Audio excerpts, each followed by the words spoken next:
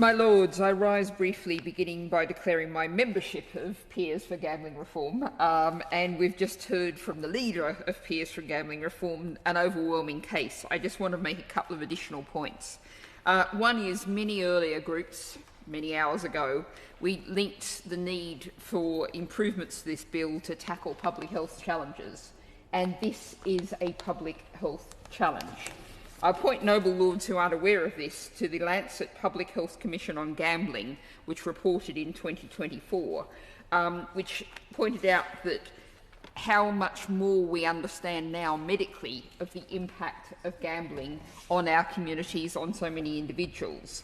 It lists damage including loss of employment, broken relationships, crime-related impacts, suicidality and domestic violence, and says that much of that harm is actually found among people who don't actually meet the diagnostic criteria for actually gambling disorders. It is a widespread problem.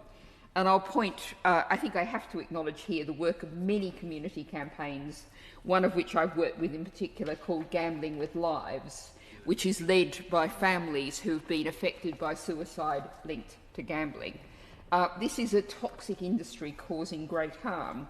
And just seconding on the point made by the noble lord about the timing and the history of this, many members of your lordship's House were not here when the House of Lords Select Committee on the Social and Economic Impact of the Gambling Industry reported in 2019. The title of that report was Gambling Harm, Time for Action. That was in 2019. Now, as the noble Lord Bath just said,